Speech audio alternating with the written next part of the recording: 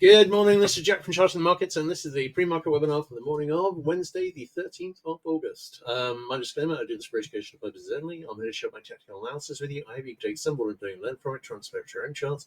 I'm not here to issue trading signals. This is a video for paying subscribers at chartingthemarkets.substack.com, and it's published on YouTube after a delay of 24 hours. All right, great. Let's have a look. Now, just to mention, I've done a bigger picture webinar this morning as I've switched that over to Wednesday mornings at the moment, and I've actually just published a post on equities as well. That's worth reading, particularly the part about interest rates at the end, because the Fed doesn't set interest rates. In fact, actually, I was noticing in there that the Fed cut interest rates by 1%.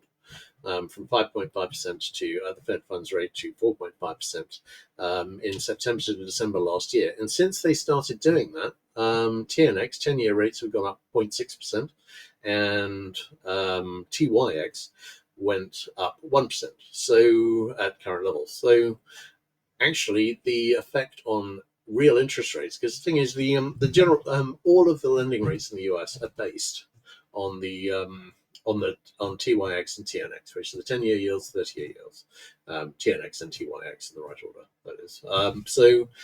Because the idea is that why would you lend someone to money for less than you would get on those treasuries?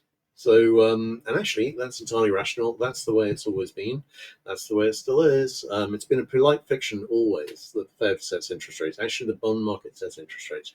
Now, sometimes the bond market is following what the Fed does. Sometimes the Fed is following what the bond market does. But what the Fed can't do is strike out in a bold new direction without any support from the bond market, because at that stage it becomes very obvious to everyone that they don't control interest rates, which is not something they like people to be thinking, because their job is easier if people have a lot of confidence in what they're doing.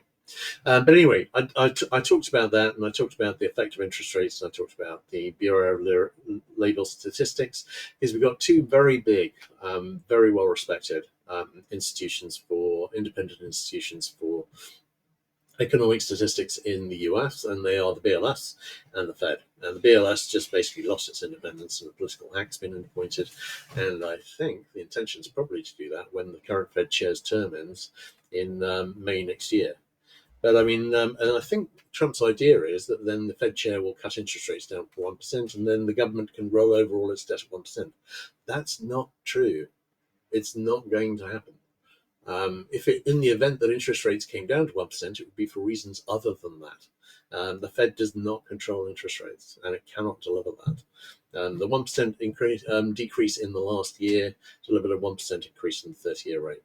Yeah, it went the opposite way. Which was something I was talking about last November in a post. All right. Anyway, this is because we had the inflation numbers yesterday, and the expectation is that the Fed will reduce interest rates, and reducing interest rates is good for equities. But of course, the Fed can't actually really reduce interest rates, is all the observation I'm making.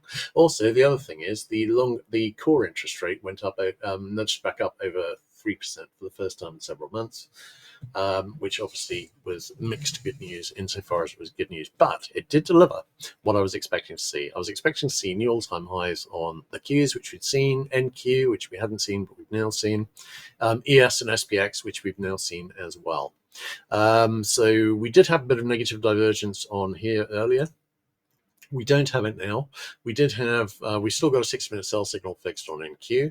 We've still got possible 60-minute sell signal brewing on IWM. IWM, of course, is the most sensitive to interest rates, so this has skied up since yesterday, even though obviously it's a misapprehension that this is necessarily going to move down interest rates.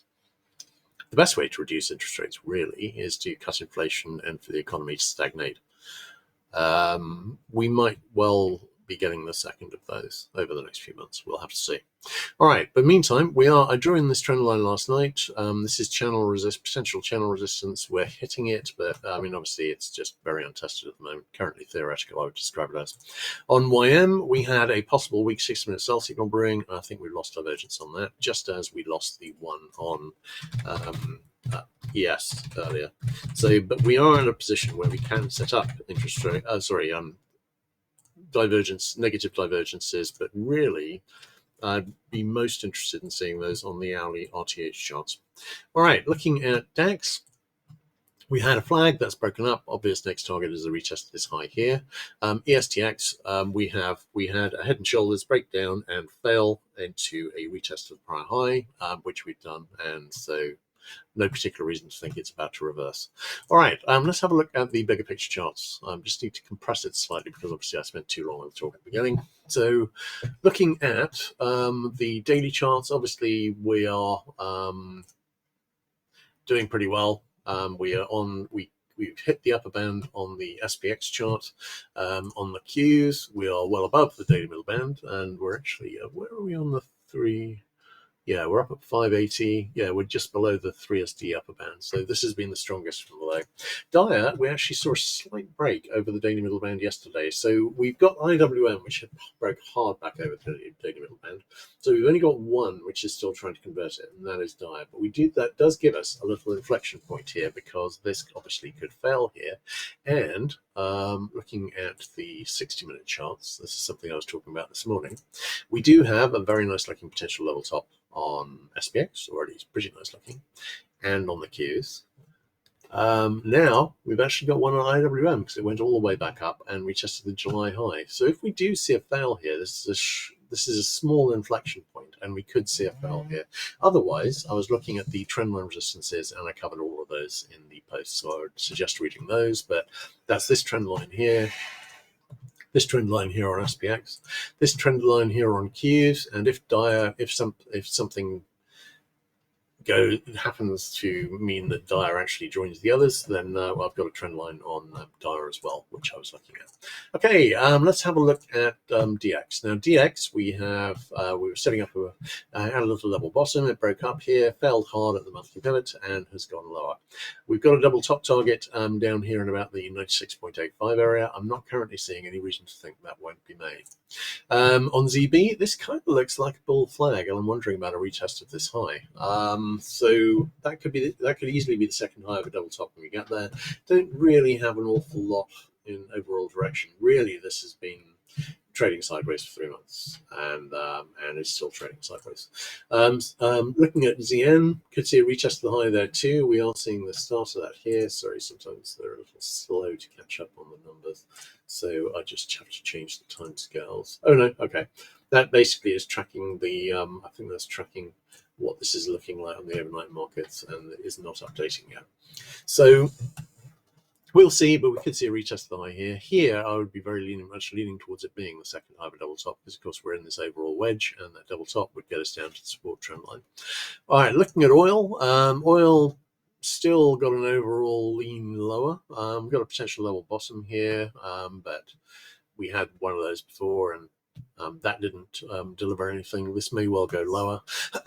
In the absence of anything which is restricting, like sanctions potentially, more sanctions on Russian oil, which is taking Russian oil out of play in the world markets, the pressure, I think, is down. HO, I've got an open target below down here at the retest of 2.2 on RBOB, although we do have a possible weak 6-minute buy signal trying to fix at the moment. RBOB, we've got a flag target, which is down at a retest this low here in the 2.015 area. NG, we've got a pretty nice looking falling wedge here, but we've also got a 60-minute buy signal trying to fix at the moment. But we could see a break up from here, but if we don't, then I've got a pretty attractive target currently at about the 2.71 area. And on the bigger picture charts that I was looking at this morning, that target's at about the 2.64 area. And if we are going to do much lower on NG here, and there is some reason to think that we will, then we really need to do it in the next 6 weeks, and I covered why that is as well. All right, GC might be seeing a bit of a rally here, but really this spike up here was tariffs going on to gold, and this was tariffs being removed from gold. So by their decision, apparently it was a mistake. So this has actually brought the price back into line with the spot price, which is great. And we will see how it goes from here, but we're still some distance away from retest the all-time high, and we are owed one in my view. SI, I'm wondering, we had a little head and shoulders breakdown here, rejected back up into the high from the monthly pivot. Wondering whether we might see a retest of the high here and a retest of the all-time high in gold. Palladium, possible little level bottom forming here. We haven't quite made it down to the target here in the 1115 area, which I'd like to see made. On platinum, this still looks like a bear flag breaking down, testing the monthly pivot at the moment. If we break up over the monthly pivot and convert it, then this could go significantly higher, obviously. HG, this is a nice looking flag here, and we've got a possible 60-minute sell signal brewing, and actually that's trying to fix at the moment. I'm thinking this may be the top on this little flag, and it may be coming the fairly short distance down to retest the flag low, which would be in about the 4.3 area. All right, not a lot to say on the currencies today. KC still looking at this nice looking bear flag. Next obvious target would be to get down to the flag support, which is currently at about the 287 area. SB, if we were still looking at IHS here, and in my view we're not, this would be it breaking up slightly, but I think this is probably a bear flag forming. That means this could head up potentially into about 17.5 area. CC, nice looking head and IHS has broken up with a target in, I think, about the 89.50 area, and I'm still expecting to see that target made. CT, I was saying we might see a significant move up from this low retest here, and at the moment we're seeing that.